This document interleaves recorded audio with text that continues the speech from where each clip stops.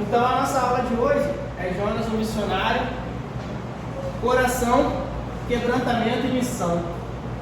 Eu não vou ler o nosso livro texto porque é todo o livro de Jonas, são 4 capítulos e é bem comprido, então a gente passaria os 40 minutos aqui só lendo, né? Mas a gente vai ler alguns trechos durante a nossa aula. Se a gente perguntar para qualquer criança, ela conhece Jonas, né? Desde pequenininho a gente sabe da história de Jonas. É uma história bem integrante, porque ele passou dentro de um peixe, um período, e cria aquela história de ficção, né, na nossa mente. Então a gente conta para as crianças e as crianças gravam isso, né?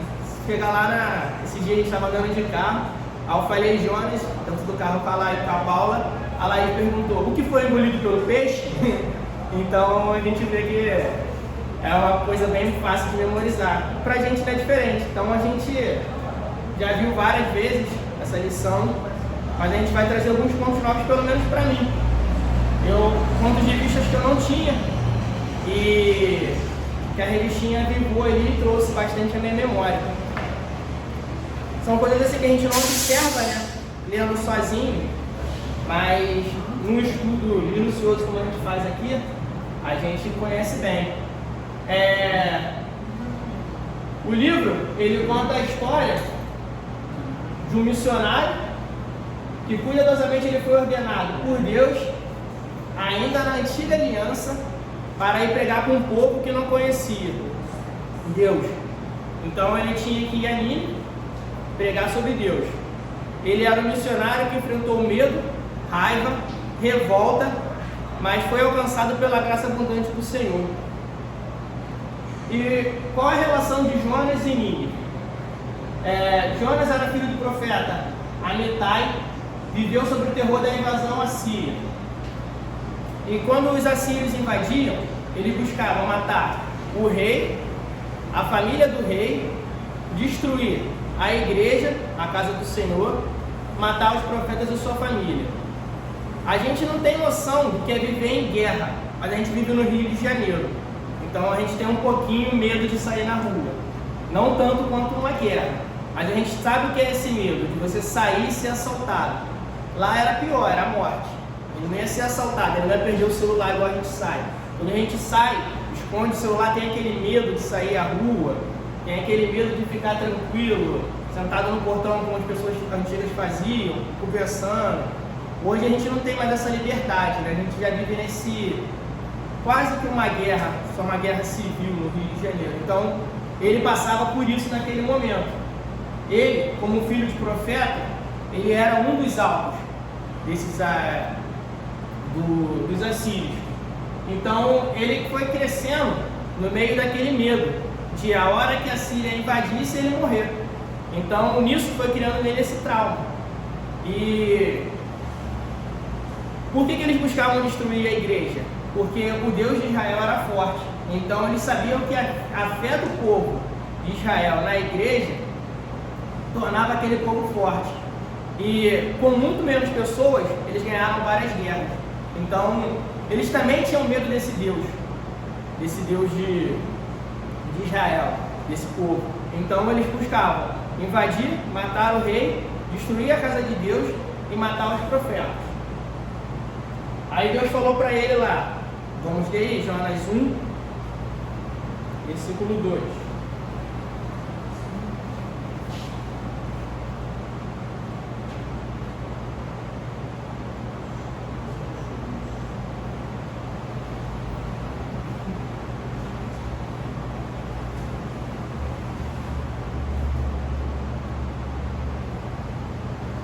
Deus falou assim para Jonas: dispõe-te, vai à grande cidade de Nínive e clama contra ela, porque sua malícia subiu até mim. Aí Jonas, como um bom filho obediente, ele pegou e foi. Não foi isso que ele fez. Nínive era a capital da Síria, a cidade que ele tinha medo desde criança. Ele pegou, desceu para Tarso e fugiu. Ele sabia que se pregasse, eles iam se arrepender, e ele não queria. Então ele não foi pregar para que eles não se arrependessem e fossem destruídos. E sendo destruída a Síria, Israel estaria seguro. Deus falou, vai lá pregar para os assírios, porque o pecado deles está muito grande e eu vou destruir se eles não mudarem. O que ele fez? Se eu não pregar, Deus vai destruir a Síria, acaba os meus problemas. É mais ou menos o que a gente faz. Deus taca um meteoro lá naquela favela, mata todos os bandidos. É assim que a gente pensa. A gente pensa não muito diferente de Jonas. Eu praticamente olhava ali para o Jonas ali, eu acho que eu faria a mesma coisa no lugar dele. Se Deus destruir a Síria, acaba com os problemas. Se Deus matar os ladrões, acaba os nossos problemas. No Rio de Janeiro, então, tem muito. Aí, Jonas pegou e fugiu. Ele foi, entrou no barco, caminho a Társia, só que aí surge a tempestade. E essas dificuldades, ela coloca a gente nesse lugar de pensar. Deus enviou a tempestade lá. Eu não vou ler o versículo, mas vou adiantar para vocês o que acontece. Jonas estava lá, fugiu, se escondeu no porão. Deus manda a grande tempestade. O barco chacoalha, os marinheiros assustados, porque nunca viram tempestade tamanha. Eles pensam, vamos morrer. Começaram a aliviar o peso do barco. Quanto mais peso, mais o barco balança. Para fugir desse balanço, começaram a jogar as coisas fora, jogaram quase tudo fora, só sobraram as pessoas e eles olham um para o outro, e a tempestade não acalmava, o barco continuava, e eles vão lá, orando lá, cada um com seu Deus, e eles lançam sorte, e a sorte cai sobre Jonas. Aí ele vai lá, todo mundo assustado, e Jonas lá deitado, dormindo no meio da tempestade. O que diz pra gente? Jonas preferia morrer do que ir para Nínive. No meio da tempestade, do quase morrendo, a primeira coisa que você faz é levantar e orar. Mas ele não estava nem aí, ele sabia de quem ele estava fugindo. E ele fala para o pessoal de que ele estava fugindo. Então, em nossas vidas, nós também vamos ter essas tempestades. Deus vai trazer coisas para corrigir a nossa vida, para despertar a nossa fé, para ensinar, para trazer a gente de volta à missão. A gente tem uma missão quanto a crente, quanto a ser crente, quanto a seguir Deus, quanto a seguir Jesus. Mas a gente está nesse caminho. Por que a gente passa por essa dificuldade? É só porque Deus, Ele se alegra, Ele vai se alegrar se a gente tiver essa dificuldade? Então, essa tempestade, ela vem igual a dificuldade na nossa vida. Então, ela veio naquele momento ali para acordar Jonas, que literalmente estava dormindo no porão. E literalmente estava dormindo na vida dele de profeta, que não queria cumprir o que Deus tinha para ele. E o livro traz 3 perguntas para a gente. As 3 perguntas são: o que Deus está querendo tratar em mim? Onde está a minha confiança e como devemos reagir? Gente, toda vez que a gente passar por tempestades, se a gente fizer essas 3 perguntas, a tempestade será bem mais calma. Primeiro, porque a gente confia no Senhor. Então, a gente olhar para a tempestade com essa confiança, com esse aprendizado, toda adversidade será fácil. E a primeira pergunta da lição é: o que Deus está querendo tratar em mim? Toda tempestade, ela tem um propósito.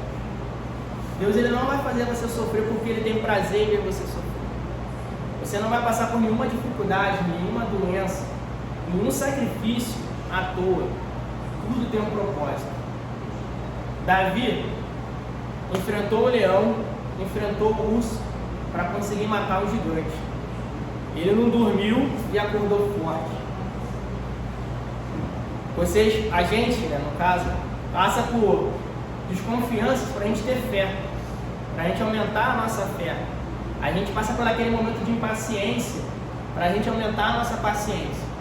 A gente não ora e acorda mais paciente, mais crente, mais forte. Então são essas tempestades que traz para a gente essa força. Deus trabalha no nosso interior mais do que nas circunstâncias. Então, para ele tratar o nosso interior, ele não vai estalar o dedo e a gente vai ser forte. Ele não vai estalar o dedo e a gente vai ser curado. A gente precisa viver as circunstâncias para trazer aquilo para dentro da gente. Então, essas circunstâncias, como no caso do Jonas aí foi a tempestade, para trazer ele de volta para a promessa, a gente precisa analisar as tempestades da nossa vida, para saber o que Deus quer de nós, o que Deus está tratando na gente.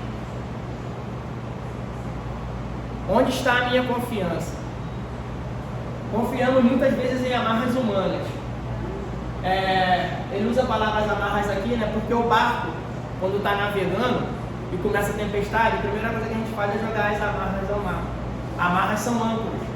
Aquele ferro que segura o navio no fundo, aquilo ali é uma forma de segurança. Então, quando a gente está passando por uma tempestade no navio, isso eu conheço bem porque é minha profissão, então o navio está navegando, vai começar a tempestade e a gente acha um lugar seguro, joga as amarras e fica ali. Por mais que a tempestade balance o navio, a gente está preso ao fundo. Quando a tempestade passar, a gente levanta as amarras e vai embora. Agora, nossas amarras humanas, aonde que está a nossa confiança? Na nossa poupança? Será que é o suficiente? A gente olhar para a nossa conta do banco lá, tenho dinheiro agora para viver o resto da minha vida, minha aposentadoria cai, ou sou funcionário público, meu dinheiro vai cair certo todo mês. É essa confiança que nos torna vivo? É essa confiança que a gente vai levar para a nossa vida? Então a gente precisa olhar onde está a nossa confiança, aumentar a nossa fé, olhar para quem controla as circunstâncias. Quem é que fez aquela tempestade? Por que ele está fazendo aquela tempestade? O que ele quer me dizer com aquilo? Quando esquecemos quem é o nosso verdadeiro refúgio, Deus corta as amarras para mostrar quem somos, porque somente Ele é suficiente. Então, Jonas estava lá no barco lá, tranquilo, e sabia. Então, ele precisou ir lá no fundo do oceano, dentro da barriga do peixe, 3 dias, para poder acordar. Será que a gente precisa passar por tudo isso para acordar? E a última pergunta é como devemos reagir. Aí agora a gente parte para a parte 2 da nossa Bíblia, aí, no capítulo 2:2. Não precisa nem fechar a Bíblia que a gente vai ler mais, vamos aí. Vamos lá, Jonas 2:2. Como é que o Jonas reage?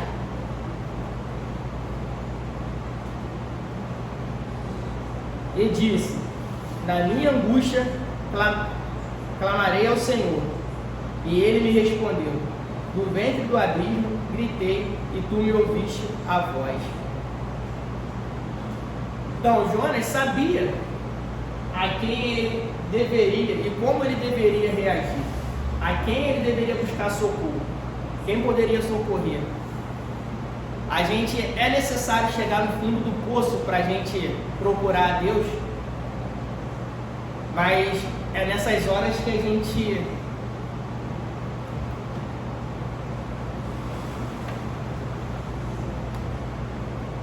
desculpa, gente.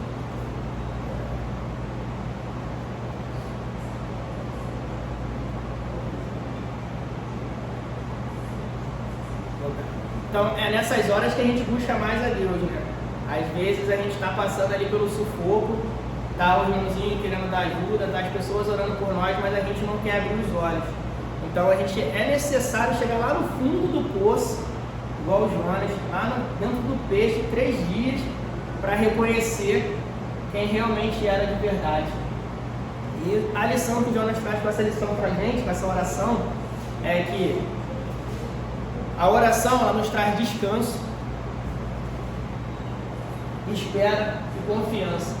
Então, Jonas, lá no fundo, precisou passar por todo esse sofrimento para poder chegar nesse momento. E a gente não precisa, a gente já sabe, a lição está aqui, Deus deixou por escrito para a gente qual o caminho. Ele não quer que a gente passe igual o Jonas, por isso que a gente tem a palavra, por isso que a gente tem a Bíblia, para que a gente não venha sofrer igual. A gente precisa chegar no fundo do poço para reconhecer. E no 2,7 aí, ele reconhece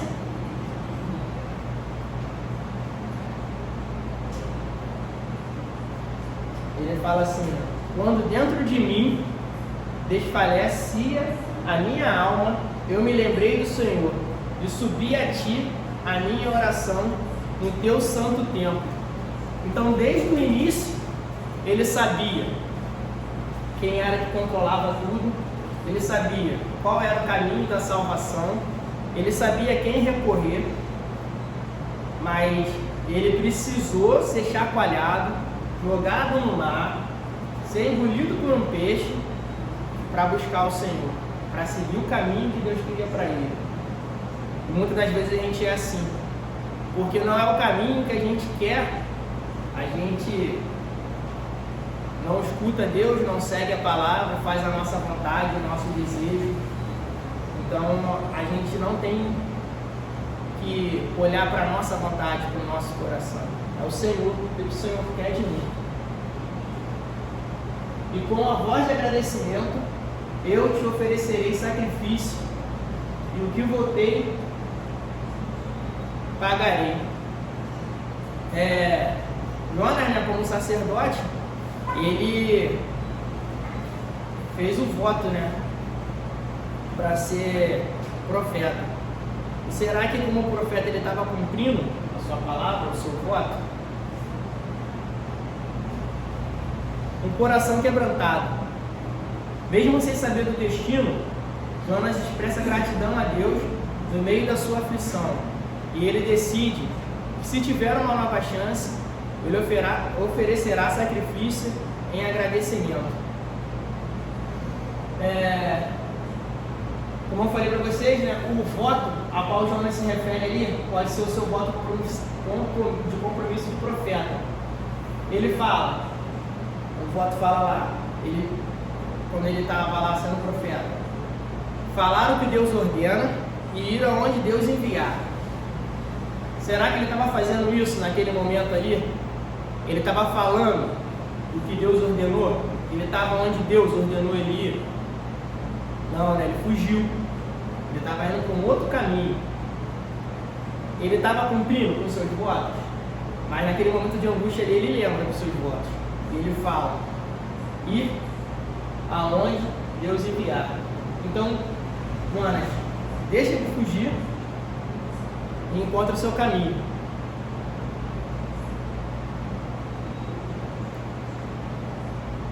E com isso, a gente vê que Deus não deseja uma parte só de nós. Ele não queria só Jonas lá no templo, orando. Ele queria Jonas na integridade. E será que Jonas estava na integridade ali? Quando o que Deus pede a ele, que não condiz com o coração dele, ele foi atender? A gente, se colocando no lugar de Jonas, será que a gente faz tudo aquilo que Deus quer? Ou a gente faz só uma parte? Será que a gente atende todo o chamado do Senhor? Será que a gente está de coração aberto? Ou a gente está fazendo pelo nosso ego? O Senhor ali, ele busca a obediência total de Jonas. Ele não queria só a parcial. Ele quer a vida, ele quer o pensamento, desejo, relacionamento, propósito e esperança. E o propósito de Deus vai sempre prevalecer.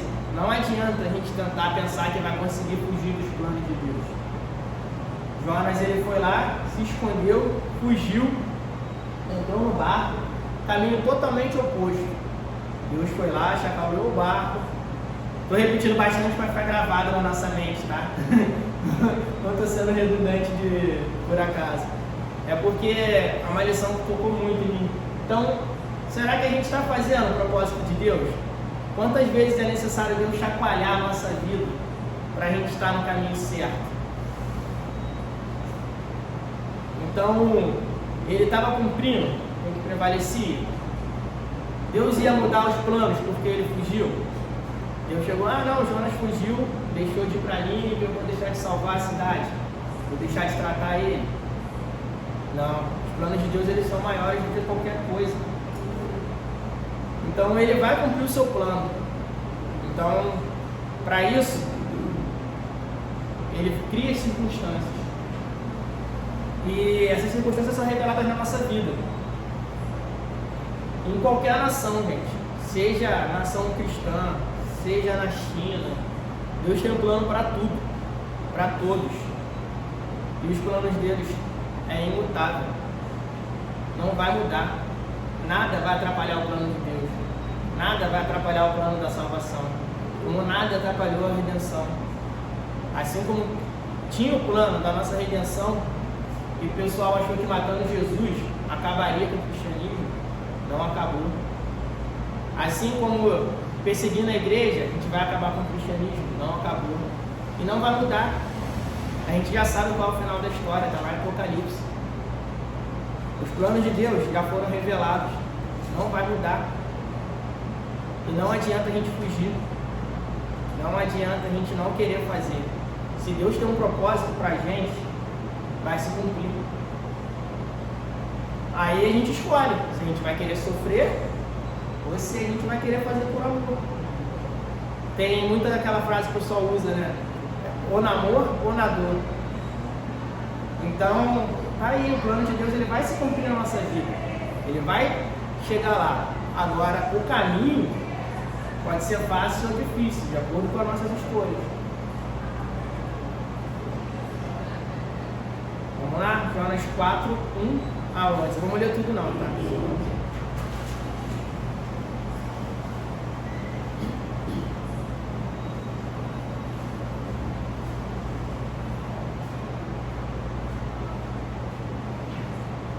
Jonas 4. Com isso, desgastou-se Jonas extremamente e ficou irado, e orou ao Senhor e disse: Ah, Senhor, não foi isso que eu disse, estamos ainda na minha terra, por isso me adiantei, fugindo para Tarsa, pois sabia que és Deus clemente e grande em benignidade, e que te arrepende do mal. Peço-te, pois, o Senhor, tira-me a vida, porque melhor é morrer do que viver. E disse o Senhor: é razoável essa tua ira? Então Jonas saiu da cidade, assentou-se ao oriente da mesma, e ali fez uma enramada e repousou debaixo dela, à sombra, até ver o que aconteceria à cidade. Então, só até aí, gente, vou ler tudo não. Então Jonas, ele passou pela cidade, depois de todo esse sofrimento, cumpriu com o que Deus falou. E ele fala 5 palavrinhas. Ele diz: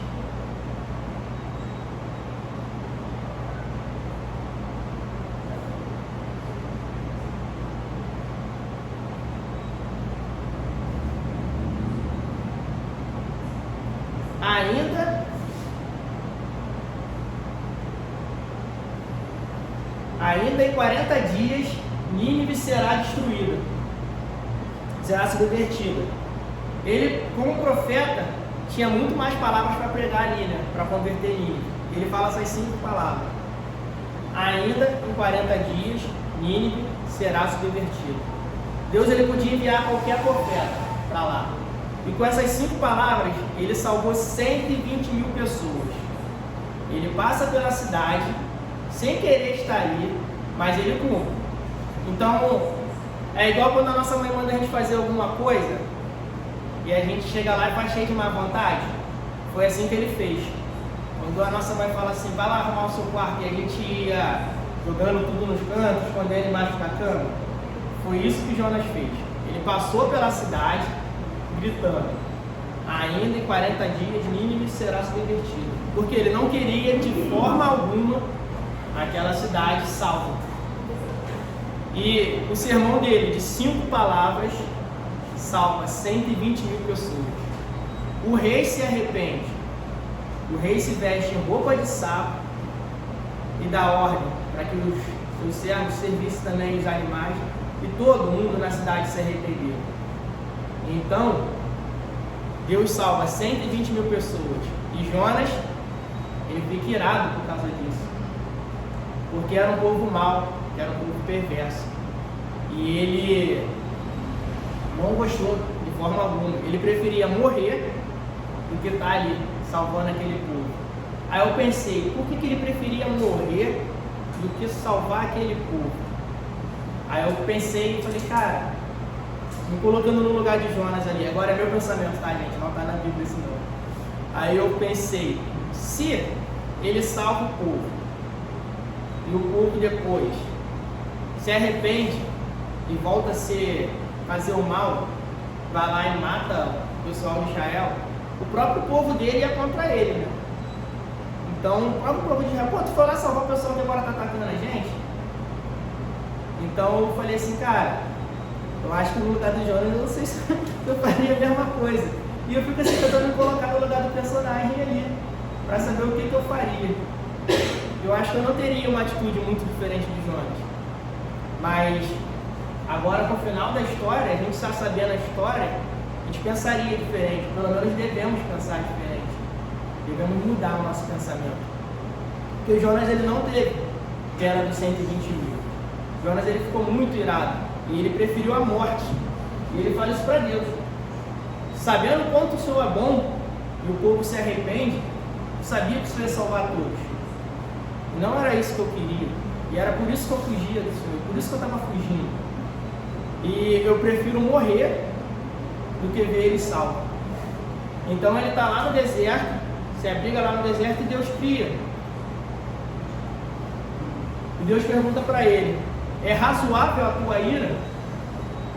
Nínive não precisava de Jonas. Deus podia mandar qualquer profeta para lá. E qualquer profeta faria um discurso melhor do que essas 5 palavrinhas. Né? Qualquer um de nós aqui, se fosse levar a palavra lá para Nínive, levaria melhor do que essas 5 palavras.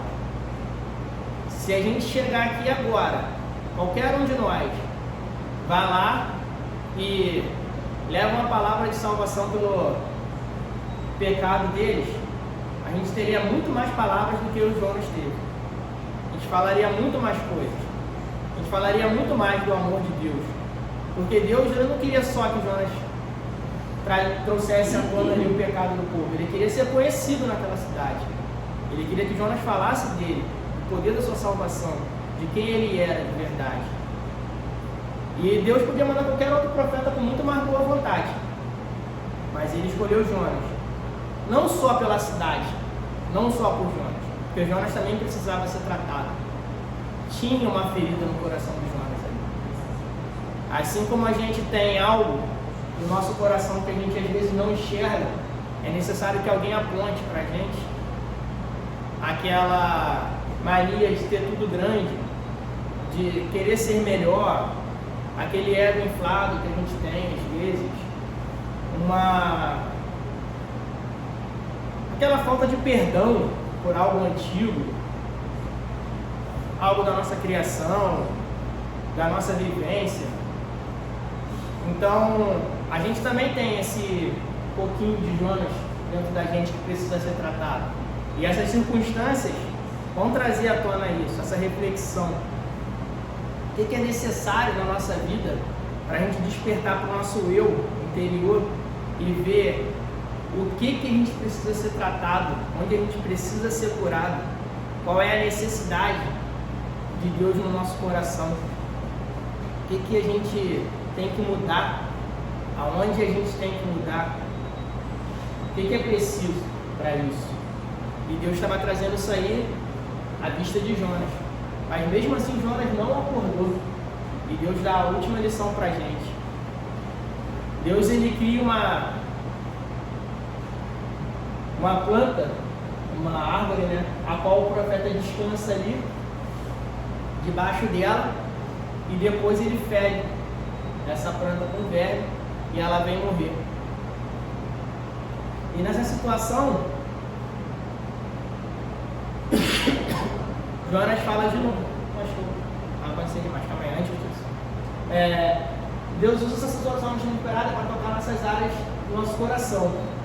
Ele deseja curar nossas feridas mais profundas. Há um convite claro para perdoar, para deixar para trás a dor e confiar em Deus. E como que Deus faz isso na vida de Jonas? Ele cria essa árvore, aí a gente vê lá em Jonas 4:6,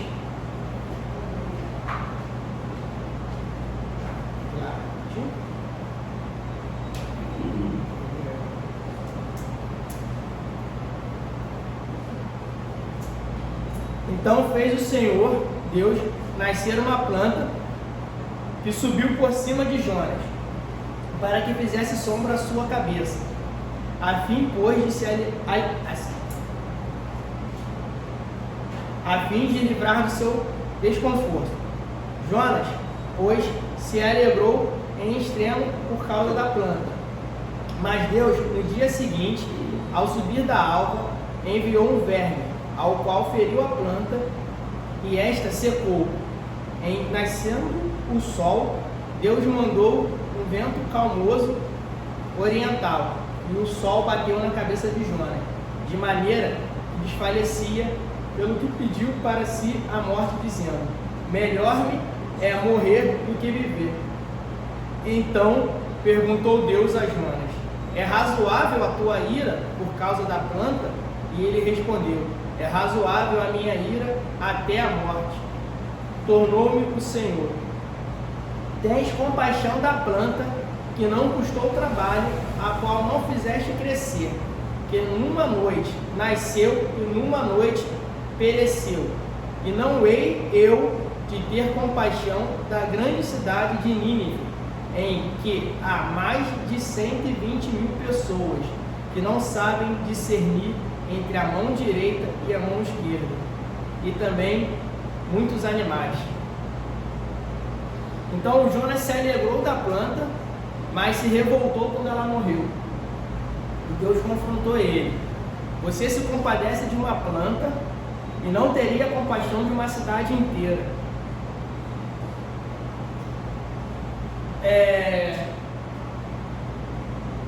Gente, a gente deseja o mal para aqueles que nos fazem o mal, né? Como a gente começou a nossa lição. Aquele bandido lá que roubou o nosso celular, a gente ora por ele? Ou a gente deseja que ele morra? Ele é um ser humano igual a gente. E aí que eu falei, lembra que eu falei para vocês, que tocou o coração, a gente já sabia o final? E a gente para e pensa, quando a gente estuda assim de uma forma minuciosa, coisas que passavam batido. E agora você se põe no local e você pensa: será que eu fiz o certo? Será que aquela pessoa que trabalha do meu lado e fica o tempo todo infernizando, é o mal a ela que eu desejo? Que eu tenho que desejar? Ou eu tenho que orar pelo arrependimento dela? Eu tenho que orar pela mudança dela? E todo mundo tem uma ferida do si que precisa ser tratada. Será que você sabe qual é a sua ferida? Será que você já parou para analisar? Porque é muito mais fácil a gente olhar para frente e analisar a vida do irmão, né? É muito mais tranquilo a gente enxergar aquilo que está na nossa frente do que o nosso interior. E quais são as nossas feridas? Onde Deus precisa tocar para ser curado? Que Deus precisa trazer para a nossa vista para a gente mudar? Qual é a razão da nossa existência naquele local, nosso local de trabalho, na nossa igreja, no nosso caminhar, no nosso agir? Por que a gente está passando pelas circunstâncias que a gente passa? Qual é a ferida que Deus está querendo tratar? A gente está no nosso lugar de paz. Quando a gente está no caminho de Deus, a gente fica tranquilo, a gente faz as coisas tranquilas. É igual quando a gente vai para a academia. Tu está ali na academia, na hora que tu está malhando, é aquela sofrimento, aquela angústia, tu está cansado, tu quer parar de qualquer jeito. Mas quando tu termina o exercício, vem aquela saciedade, consegui, satisfeito. E você fica ali, aí você fala: não vou voltar mais lá não, é muito sofrimento malhar, é muito duro, é muito sofrimento correr. Mas quando você cumpre o propósito ali, que você cabe, olha para trás, que você fez o seu exercício, você cumpriu, dá aquela saciedade, e mesmo assim é as coisas de Deus. Quando você faz o que Deus quer, o que Deus manda, o propósito de Deus na sua vida, você se sente completo. A alegria é instantânea, ela te preenche de forma que você não consegue nem explicar, te dá aquele prazer de fazer. E a gente está nesse momento de paz, está fazendo isso que Deus quer para a gente, ou a gente ainda está nessa tempestade, a gente ainda está precisando ser tratado. Deus está tratando a gente. Porque se a gente seguir aqui o passo, se a gente olhar, fazer aquelas perguntinhas lá, vai ficar bem mais fácil. Vai ficar bem mais fácil a gente chegar no propósito de Deus, de mudar o que a gente tem que mudar, de acertar o que a gente tem que acertar, para a gente cumprir o propósito. E aí a gente chega à conclusão da nossa aula. Qual a conclusão da nossa aula? O livro ele termina sem mostrar o diálogo de Jonas com Deus. Depois que Deus questiona ele, traz à tona ali, ele não diz qual é a resposta de Jonas. Talvez o silêncio final ali seja um convite divino para que cada um de nós reflita. Então, a Bíblia quer que a gente reflita ali sobre as nossas feridas, sobre as nossas incoerências, porque é muito fácil a gente orar pelo irmão da igreja, mas por aquele irmão lá que está lá fora, lá, aquele abençoado que está te atrasando, aquele vizinho chato, será que é isso que a gente faz? É muito fácil a gente, aqui no domingo de manhã, comunhar, fazer a comunhão aqui um com o outro, trazer um abraço, uma palavra de conforto, mas e lá fora? A gente está levando essa palavra? A gente está agradando? A gente está sendo diferente? A gente está falando sobre o chamado? A gente está sendo quebrantado? O grande peixe ali, ele alinhou o ministério de Jonas, mas foi o pequeno verme que trouxe a ferida que estava lá no profundo, lá no coração dele lá, porque aquela mágoa que ele tinha de Nínive, dos assírios lá, estava lá escondido. Talvez nem ele mesmo sabia, porque ele foi criado naquele contexto ali, onde desejar o mal da Síria era normal. E a gente, assim como eles, tem essas feridas. Será que a gente perdoou de verdade tudo o mal que a gente sofreu?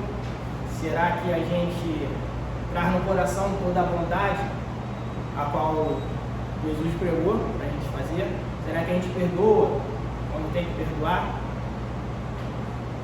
Algumas das maiores lições da vida não vêm por meio de grandes milagres, mas pequenas situações que Deus usa para nos moldar. Em todas as situações, confie no Senhor e seja fiel a Ele. E aplicações da lição. Olhe a vida com os olhos da fé, guiado pelo Espírito Santo. Deus trabalha no seu coração. Santificação, correção, cura e fortalecimento. Deixem para trás o que precisa ficar para trás. Continue amando, servindo e guiando a Jesus.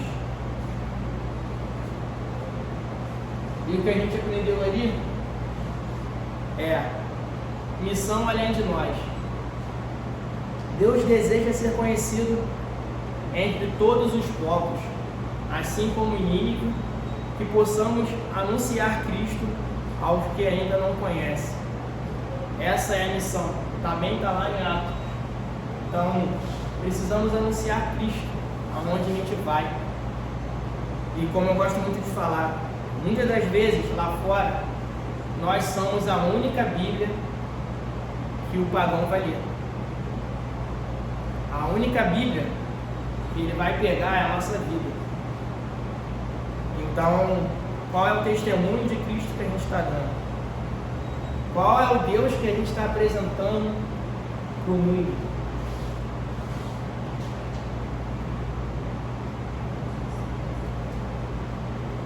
Gravei os 45 minutos. Então aqui a gente termina a nossa aula. Espero que vocês tenham gostado. Alguém tem alguma dúvida, alguma pergunta, alguma colocação? Nada? Então, muito obrigado, irmão, pela atenção de vocês. Filho de Deus, amado Pai, Assim te entregamos, Pai, essa aula. Obrigado, Senhor, por essa palavra. Toca nossos corações, meu Deus. Quebranta-nos, Pai. Traz à tona nossas feridas. Traga cura, Pai, para nós, para nossos amigos, para nossos familiares, para os membros da igreja que não estão, Senhor.